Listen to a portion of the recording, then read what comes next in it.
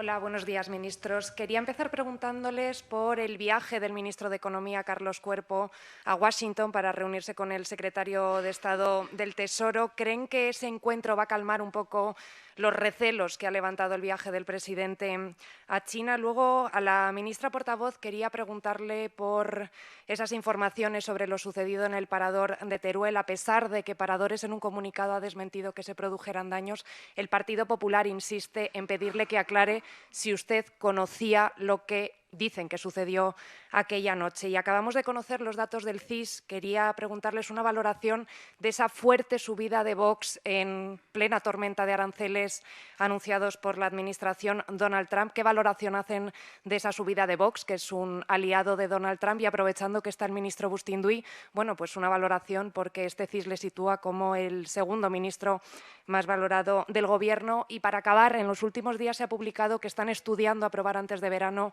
la rebaja del voto a los 16 años. ¿Creen que eso va a hacer que los jóvenes participen más en la política española? Gracias.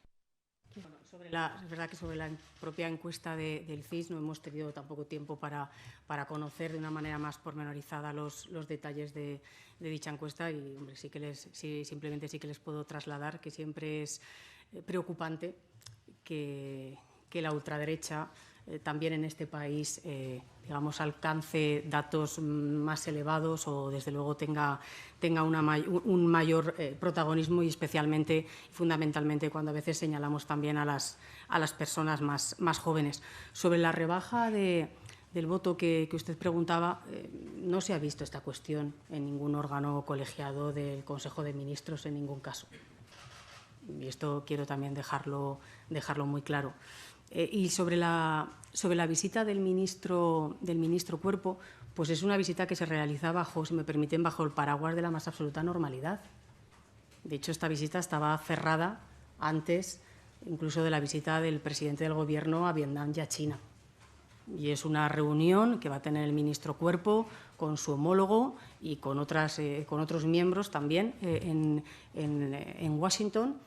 Y, lógicamente, como les digo, es una reunión bajo los parámetros de absoluta normalidad y, por supuesto, seguir reforzando, si me permiten, las relaciones, lógicamente, comerciales que tenemos con un país tan importante como es Estados Unidos. Con lo cual, esto es lo que les puedo trasladar. Y sobre la cuestión que usted me preguntaba. Bueno, yo creo que todos ustedes se pueden imaginar que no están siendo días sencillos. Miren, esta información surge de unos supuestos hechos que tuvieron lugar en el año 2020. Unos hechos que además aparecen en primer lugar a través de una página web y que, como digo, dan veracidad a algo que parece que sucede en el parador de turismo en Teruel. Yo esta semana, además de conocer esa información, veo como hay quienes pretenden, de una manera absolutamente torticera y absurda, retorcer esos hechos para, de una manera muy clara, intentar perjudicarme. Cuando yo veo que esto es así, lógicamente me presento ante los medios de comunicación el viernes y doy todas las explicaciones absolutamente pormenorizadas, minuto a minuto, sobre mi agenda de hace 5 años, del 15 y del 16 de septiembre del año 2020. Hago una rueda de prensa, como digo, de más de 11 minutos y, por supuesto, me someto a las preguntas que sus compañeros quisieron formularme. Porque, como dije en su momento y vuelvo a reiterar hoy, no tengo nada que ocultar. Y siempre he defendido que, ante las insidias, la mejor herramienta es la transparencia. Después de esa explicación, me ha pasado algo que no me había pasado en la vida y tengo 47 años. Y llevo ya años en política. Yo nunca, jamás, había visto tal torrencial, tal magnitud de insultos, de vejaciones, fotografías, montajes, acusaciones. Y les tengo que reconocer que el domingo por la mañana, cuando estaba en mi casa, tuve muchas dudas de cómo operar o de cómo responder a lo que estaba viendo y a lo que estaba recibiendo. Hoy les explicaba a mis compañeros que si tuviera que definirme como mujer, seguramente uno de los adjetivos que me aplicaría es que suelo ser una mujer bastante prudente. Y les tengo que reconocer que tuve muchas dudas y que pensé durante mucho tiempo que seguramente lo mejor era dejarlo pasar. Y pensaba, bueno, Pilar, déjalo pasar, esto al final es toda esa maraña que se genera ahí a través de las redes, donde muchos juegan esa baza del anonimato, y déjalo pasar. Y seguramente llega el lunes y el martes y esto ya está, ya se ha cerrado. Pero rápidamente pensé, y posteriormente pensé, si yo, que soy una mujer política, que tengo voz y que mi voz tiene eco, se calla y no denuncia estos hechos,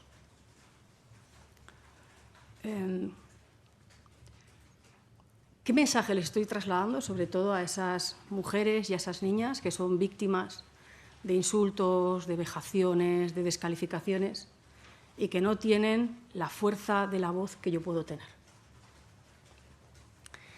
Y por eso lo denuncié y por eso alcé la voz. Porque si no lo hubiera hecho, seguramente no me perdonaría ese ejercicio de irresponsabilidad por mi parte. Y es verdad que cuando una da todas las explicaciones, como digo, durante más de 11 minutos, atiendo a las preguntas que ustedes me hacen, aporto documentación para explicar dónde estaba yo como delegada del Gobierno, qué estaba haciendo como delegada del Gobierno, que no era otra cosa sino que cumplir con mis obligaciones. Es verdad que también escuchar a quienes condenan estos hechos, pero siempre con el mismo pero, o incluso a quienes utilizan mi apellido para hacer gracietas, pues es verdad que es absolutamente descorazonador. Pero también les voy a decir algo. Si yo ahora cogiera este teléfono y les trasladara a ustedes lo que yo tengo que leer cada día y cada mañana, se llevarían las manos a la cabeza, créanme. Pero también les voy a decir algo con la misma contundencia.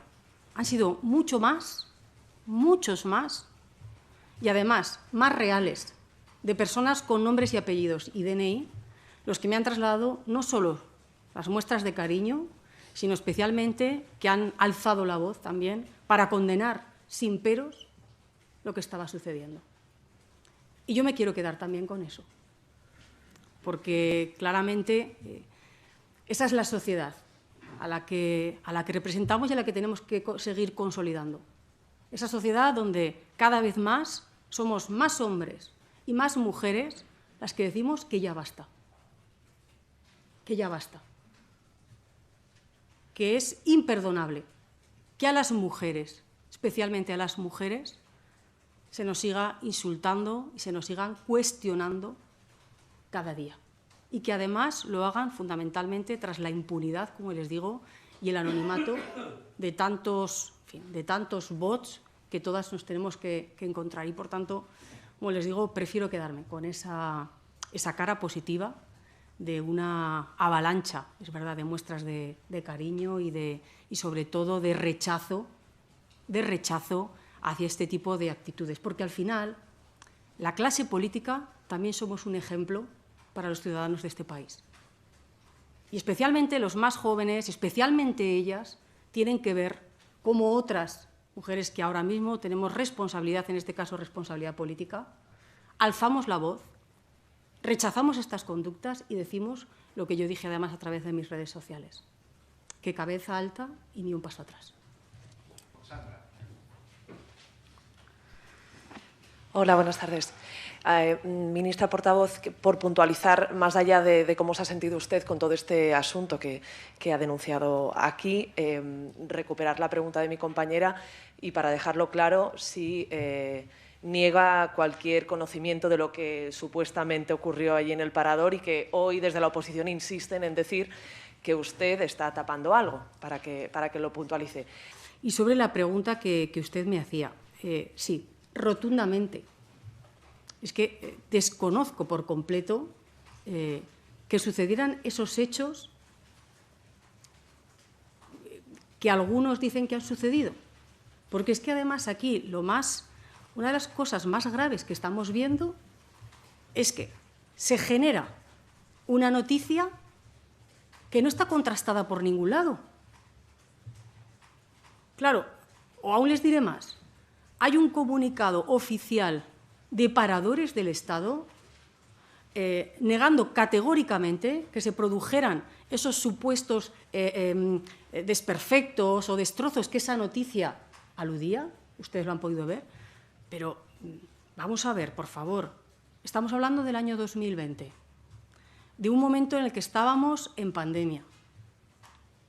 ¿Alguien de verdad se puede imaginar que si realmente hubiera sucedido lo que alguno ha dicho que ha sucedido en una ciudad como Teruel, no se tendría mucha más información, no estaría mucho más corroborado la realidad de esos hechos? Porque yo, en ese momento, era delegada del Gobierno. Si hubiera habido el más mínimo parte de la Policía Nacional, se pueden imaginar que la primera que se hubiera enterado es la que les está hablando. Y esto nunca sucedió. Y con mis explicaciones de 11 minutos, yo lo que expliqué y quise trasladar a todo el mundo es qué es lo que estaba haciendo esta delegada del Gobierno y el por qué estaba esa delegada del Gobierno. Pero no tengo en absoluto ningún tipo de relación, como digo, con estos hechos que todavía lo primero que habría que hacer es verificar la existencia de tales o, porque hoy por hoy, aquí ha hablado, como les digo, la red de paradores y ha negado categóricamente que esos destrozos hubieran existido. Y les adelanto también, porque esto se lo puedo decir, porque como decía anteriormente, yo era delegada del Gobierno, no existe ningún parte de denuncia. Algunos incluso llegaban a decir si existen partes de la Guardia Civil. Es imposible, porque el parador de turismo de Teruel es demarcación de Policía Nacional, con lo cual no hubiera existido nunca tampoco partes de la Guardia Civil. Y no existieron. Entonces, usted me pregunta, ¿niega que usted? Pues claro que lo niego, rotundamente. Y la mejor manera de negarlo, además de decírselo a todos ustedes, es explicar con total transparencia dónde estuve casi minuto a minuto. Oiga, y les tengo que decir, a veces una siente una impotencia de tener que estar justificando su inocencia. Porque claro, hasta ahora